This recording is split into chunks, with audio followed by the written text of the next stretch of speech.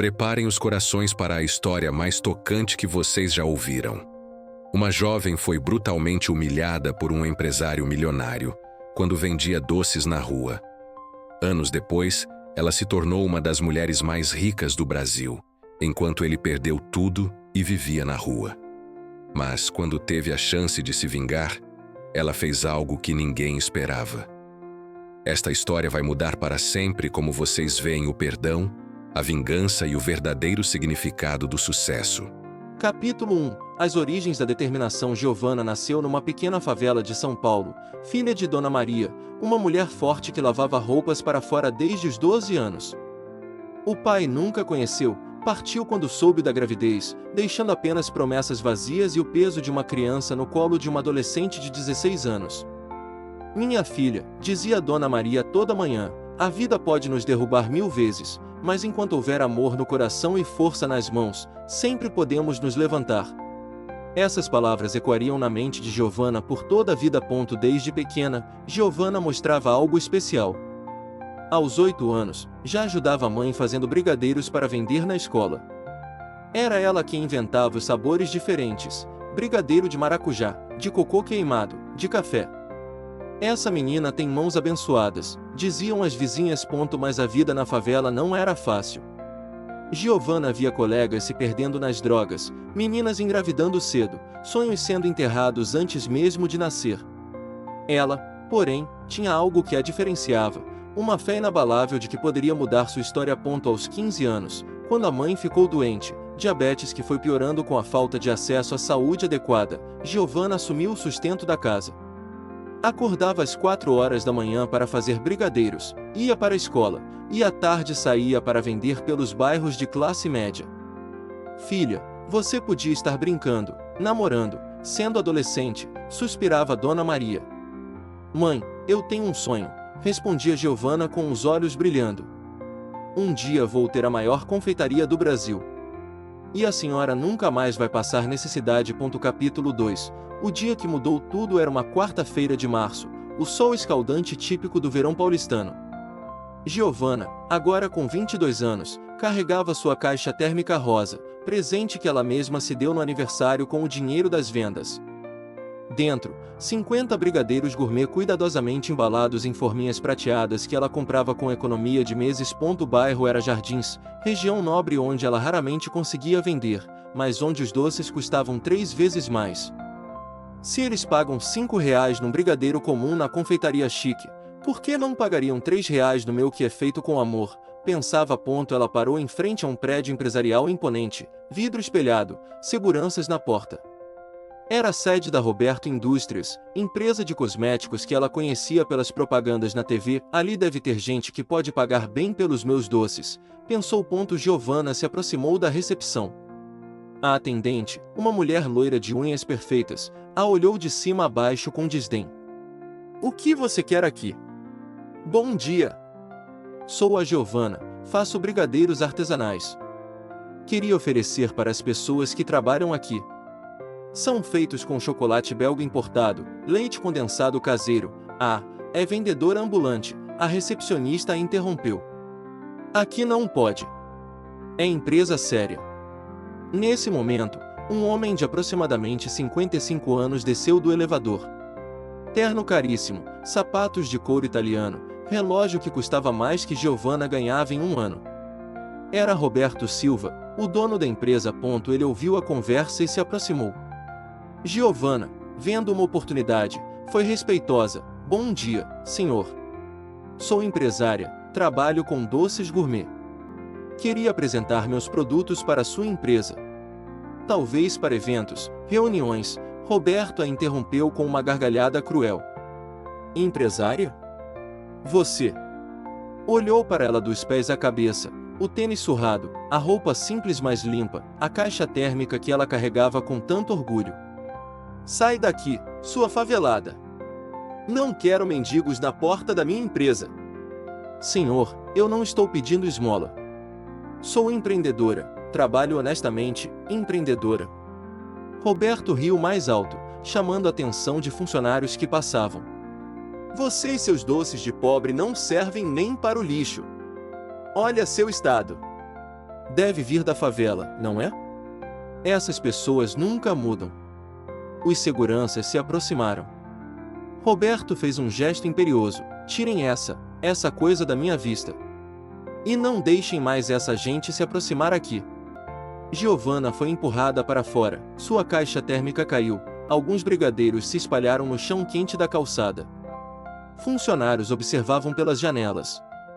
Ela ouviu risadas. Seu rosto queimava de vergonha.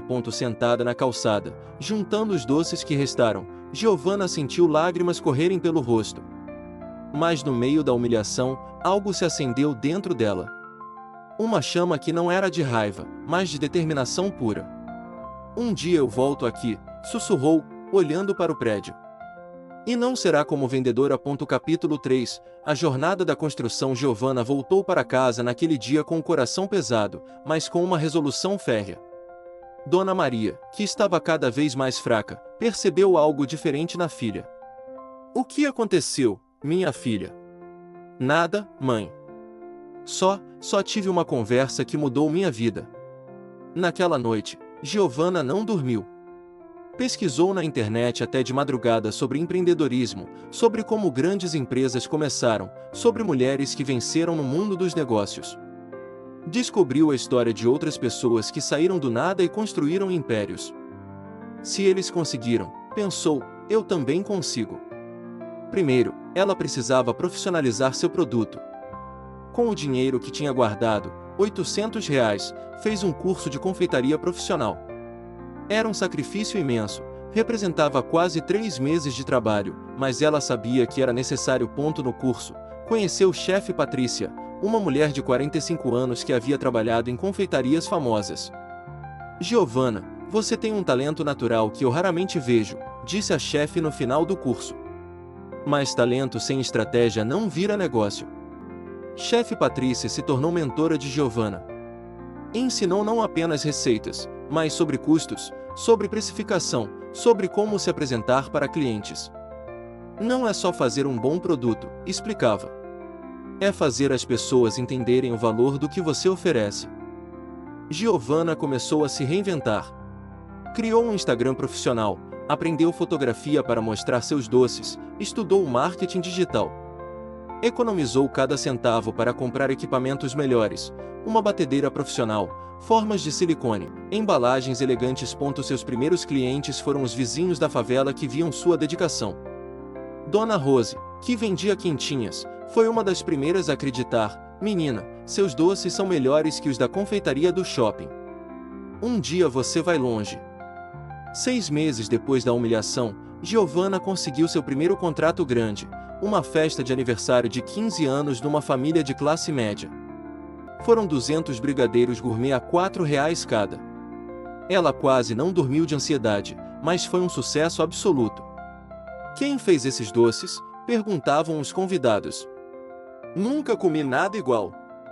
Dali saíram mais encomendas. Festas de casamento, eventos corporativos pequenos, aniversários. Giovanna reinvestia cada centavo no negócio. Comprou um freezer, contratou Dona Cleide, vizinha desempregada, para ajudar na produção. Um ano após a humilhação, ela alugou um pequeno ponto comercial, 20 metros quadrados num bairro de classe média. Doce Giovanna, sabores que tocam o coração, dizia a placa simples que ela mandou fazer. Mas nem tudo eram flores. Houve dias que quase desistiu. Quando Dona Maria foi internada com complicações do diabetes e Giovanna teve que escolher entre pagar o hospital ou o aluguel da loja. Quando um fornecedor a enganou e ela perdeu R$ 2.000. Quando clientes não pagaram e ela ficou no vermelho. Filha, para com isso, pedi a Dona Maria do hospital. Volta a vender na rua que é mais fácil. Não, mãe. Eu prometi que ia mudar nossa vida. E vou cumprir. Capítulo 4. A explosão do sucesso. O momento de virada chegou de forma inesperada. Mariana Oliveira, influenciadora com 2 milhões de seguidores, estava passando pelo bairro quando viu a pequena loja. Entrou por curiosidade e provou um brigadeiro de pistache com flor de sal, criação exclusiva de Giovanna.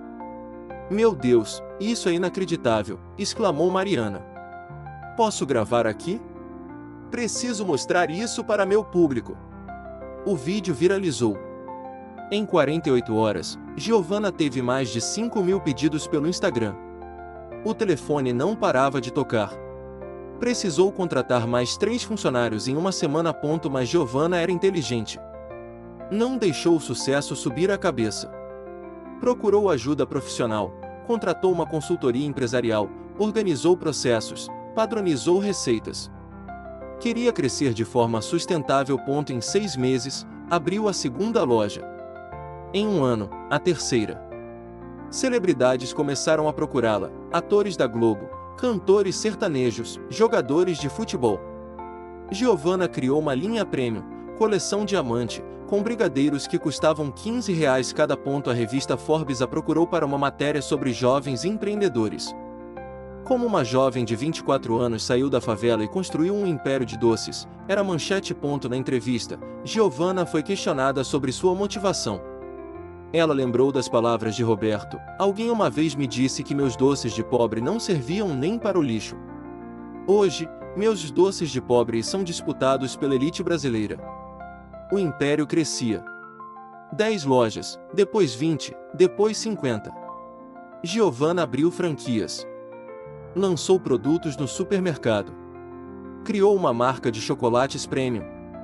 Aos 26 anos, foi capa da revista Época, a rainha dos doces. Como Giovanna Silva conquistou o Brasil. Mas o sucesso não mudou sua essência. Ela continuava morando na mesma casa, agora reformada e ampliada, cuidando da mãe, ajudando a comunidade. Criou um projeto social, Doce Oportunidade, curso gratuito de confeitaria para jovens da favela. O sucesso só faz sentido se a gente puder dividir, dizia em suas palestras motivacionais. Capítulo 5. A queda do IMPERO. Enquanto Giovanna subia, Roberto Silva descia a ladeira abaixo. Sua empresa de cosméticos, que por décadas dominou o mercado nacional, começou a enfrentar sérios problemas. Primeiro foram os escândalos. Uma investigação jornalística revelou que a Roberto Indústrias testava produtos em animais ilegalmente. As redes sociais explodiram em boicotes.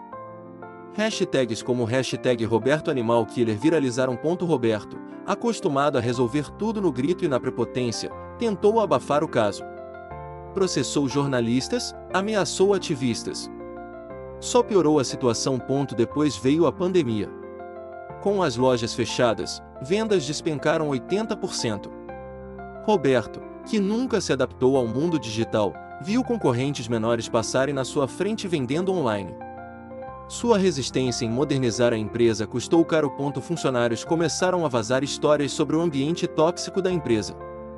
Relatos de assédio moral, discriminação, humilhações públicas. O nome Roberto Silva virou sinônimo de patrão abusivo nas redes sociais. Karma, comentavam nas postagens sobre a queda da empresa. A situação financeira ficou insustentável. Roberto teve que vender ações, depois máquinas, depois imóveis. Demitiu 70% dos funcionários. A empresa, que um dia empregou 2.000 pessoas, ficou reduzida a um escritório pequeno com 50 funcionários. Roberto perdeu a mansão no Morumbi, penhorada pelo banco.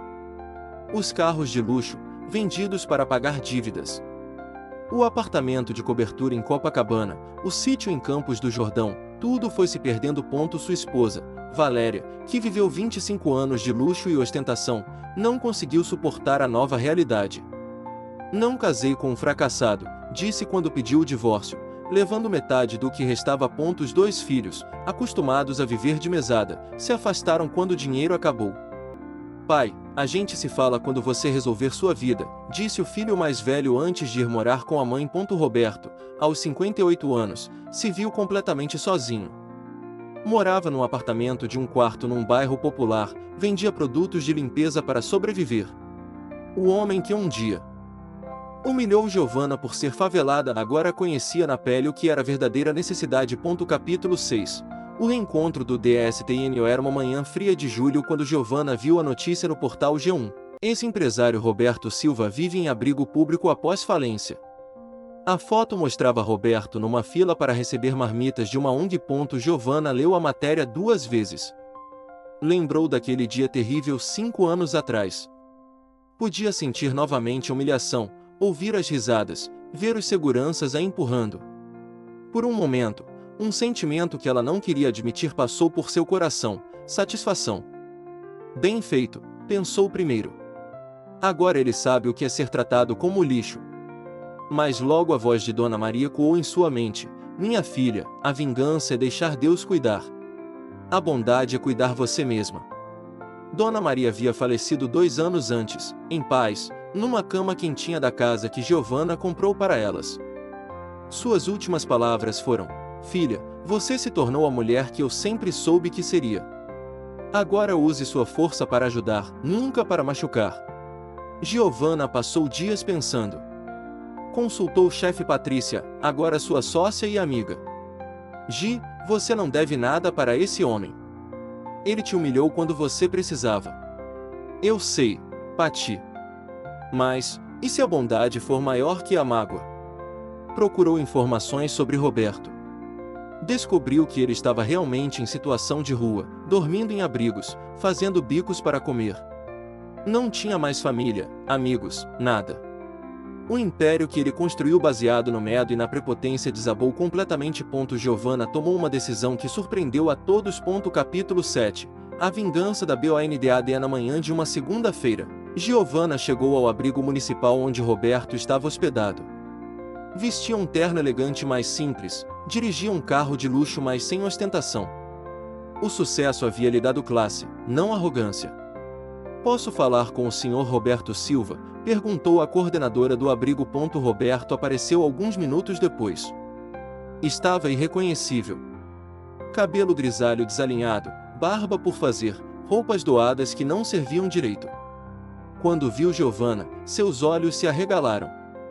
Eu conheço você? Perguntou confuso. Sim, Sr. Roberto. Nos conhecemos há 5 anos. Na porta da sua empresa. Roberto fechou os olhos, a memória voltando como um soco no estômago. A moça dos doces. A favelada, que ele humilhou. Agora estava ali, elegante, bem-sucedida. E ele estava num abrigo. O que você quer? Perguntou, esperando o pior. Quero conversar com o senhor. Posso. Eles se sentaram num banco da praça em frente ao abrigo. Roberto não conseguia olhar nos olhos de Giovanna, a vergonha era maior que ele. Senhor Roberto, sei da sua situação. E vim aqui fazer uma proposta. Uma proposta? Estou abrindo minha maior loja, no Shopping Iguatemi. É um projeto de 500 metros quadrados, vai ser a confeitaria mais luxuosa da América Latina. Preciso de um gerente com experiência em grandes operações. Roberto a olhou incrédulo.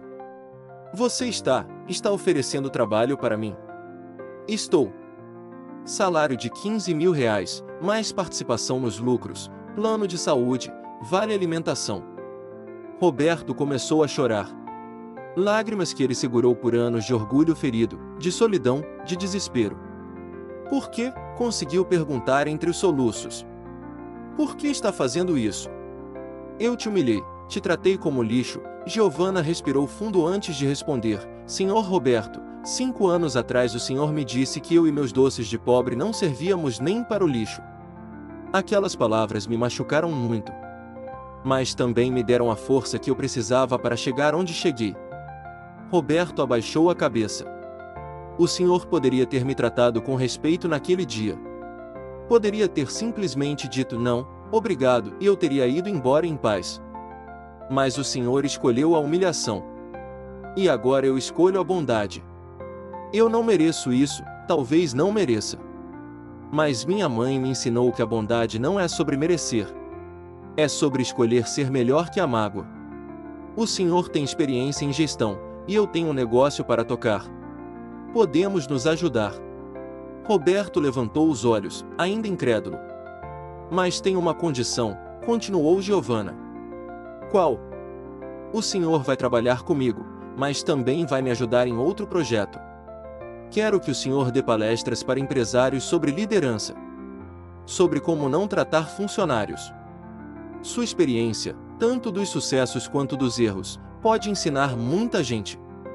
Roberto ficou em silêncio por alguns minutos.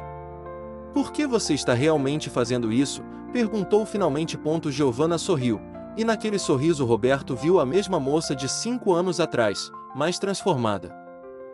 Porque, Senhor Roberto, descobri que a melhor vingança é provar que somos melhores que quem nos machucou. E a melhor vitória é quando podemos estender a mão para quem uma vez nos pisou. Capítulo 8. A transformação FNAL. Roberto começou a trabalhar na nova loja do doce Giovanna na segunda-feira seguinte. No primeiro dia, Giovanna reuniu toda a equipe, 40 funcionários, para apresentá-lo. Pessoal, esse é o Roberto Silva, nosso novo gerente-geral. Ele tem mais de 30 anos de experiência em gestão empresarial. Alguns funcionários mais antigos sabiam da história. Olharam Roberto com desconfiança. Como a patroa que eles adoravam poderia contratar alguém que a havia humilhado? Roberto, sentindo o clima, pediu para falar. Quero que vocês saibam que eu não sou a mesma pessoa que era há 5 anos. Perdi tudo, empresa, família, dignidade, porque tratava as pessoas como Giovanna como se fossem inferiores. Aprendi da pior forma que o caráter de uma pessoa não se mede pela conta bancária. Ele olhou para Giovanna, que apenas sorriu encorajadoramente. Giovanna poderia ter me deixado na rua. Poderia ter se vingado. Mas ela escolheu me dar uma segunda chance. E eu prometo a vocês que vou honrar essa chance. Não foi fácil no início. Roberto tinha que aprender uma nova forma de liderar. Suas antigas técnicas de intimidação e autoritarismo não funcionavam no ambiente que Giovanna havia criado, baseado em respeito mútuo, valorização dos funcionários, trabalho em equipe. Giovanna foi paciente. Quando Roberto gritou com um funcionário na primeira semana, ela o chamou em particular. Roberto, aqui não funcionamos assim. Desculpa, é que o moleque errou o pedido, e errar é humano. Sua função é ensinar, não humilhar. Aos poucos, Roberto foi mudando. Descobriu que liderar com respeito era muito mais eficaz que liderar com medo. Viu que funcionários valorizados produziam melhor, eram mais criativos, mais dedicados. 3 meses depois, a loja do Iguatemi era um sucesso absoluto. Roberto havia implementado sistemas de gestão eficientes, mas sempre respeitando a cultura da empresa que Giovanna criou. Mais importante, Roberto descobriu algo que nunca havia sentido: a satisfação de fazer parte de algo maior que ele mesmo. De ajudar jovens funcionários a crescer. De contribuir para um negócio que levava alegria para as pessoas. Capítulo 9. O projeto SOCAL. 6 meses depois, Giovanna apresentou a Roberto o projeto das palestras. Quero que você conte sua história para outros empresários. Como o sucesso pode subir a cabeça, como tratar mal as pessoas acaba voltando contra nós. Giovanna, mas isso vai ser uma exposição terrível para mim, vai. Mas também vai ser uma oportunidade de transformar seus erros em aprendizado para outros. A primeira palestra foi num evento de empreendedorismo em São Paulo. Roberto, nervoso, contou sua história completa, do sucesso à queda, da prepotência à humildade, da humilhação que causou à bondade que recebeu. Eu humilhei uma jovem empreendedora, disse para uma plateia de 300 empresários. Chamei ela de favelada, disse que seus produtos não serviam nem para o lixo. Hoje, essa mulher é minha chefe. E eu aprendi que liderança verdadeira não é sobre poder, é sobre servir. O impacto foi imenso. O vídeo da palestra viralizou nas redes sociais. Empresários começaram a convidar Roberto para falar em suas empresas. Universidades o chamaram para dar aulas sobre ética empresarial. Roberto se tornou um defensor ferrenho do empreendedorismo inclusivo, dos pequenos negócios, do tratamento digno aos funcionários. Usava sua própria queda como exemplo do que não fazer. Quando tratamos as pessoas como inferiores, dizia em suas palestras, nos tornamos inferiores nós mesmos. Capítulo 10. O LEGADO. 2 anos depois, Giovanna e Roberto estavam revisando os números da empresa numa reunião semanal. O doce Giovanna havia se tornado uma rede nacional com 200 lojas, 3.000 funcionários e faturamento anual de 500 milhões de reais. Gi, disse Roberto, posso te fazer uma pergunta pessoal? Claro. Você alguma vez se arrependeu de ter me ajudado? Giovanna pensou por um momento. Sabe, Roberto, quando eu era pequena, minha mãe me contava uma história. Havia um escorpião que precisava atravessar um rio e pediu ajuda para um sapo. O sapo disse: "Não, porque você vai me picar." O escorpião respondeu: "Por que eu faria isso? Se eu te picar, nós dois morremos afogados."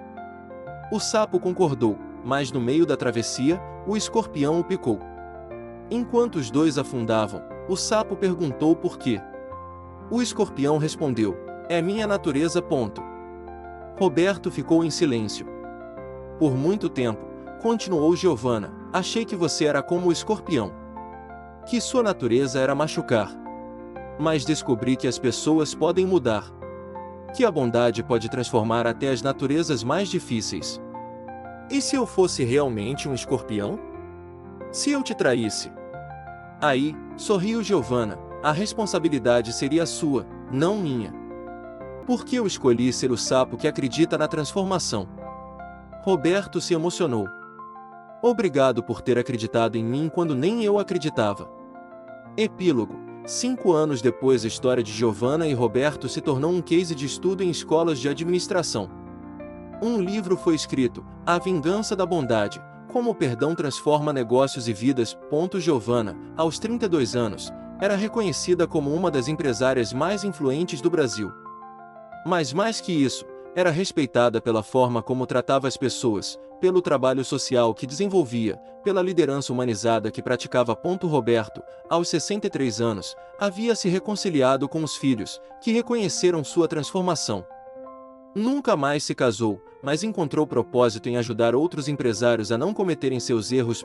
Numa entrevista recente, Giovanna foi perguntada sobre qual era seu maior orgulho. "Não é o sucesso financeiro", respondeu. "É ter provado que podemos escolher como reagir às injustiças da vida. Podemos escolher o rancor ou o perdão, a vingança ou a bondade. E quando escolhemos a bondade, não só transformamos nossa própria vida, transformamos a vida de quem nos machucou." Roberto, na mesma entrevista, disse: "Giovanna me ensinou que a verdadeira força não está em humilhar quem está embaixo. Está em estender a mão para ajudar quem caiu. Mesmo quando essa pessoa foi você quem derrubou." A empresa continuou crescendo, mas mais importante, se tornou exemplo de que negócios podem ser lucrativos e humanos ao mesmo tempo. Que liderança verdadeira é sobre servir, não sobre dominar. E assim, a história da menina que foi humilhada por vender doces de pobre e se tornou a rainha dos doces do Brasil provou que, às vezes, a melhor vingança é provar que somos melhores que aqueles que nos magoaram. Porque no final, como dizia Dona Maria, minha filha, o caráter de uma pessoa se revela não na derrota, mas na vitória. Não quando somos humilhados, mas quando temos o poder de humilhar. E você, minha menina, escolheu a bondade. Se esta história tocou seu coração como tocou o nosso, deixe aquele like maroto. Se inscreva no canal e ative o sininho para não perder nenhuma história inspiradora. Compartilhe este vídeo com quem precisa acreditar que a bondade sempre vence a maldade. Conte nos comentários. Vocês fariam o mesmo que a Giovanna? Perdoariam quem os humilhou?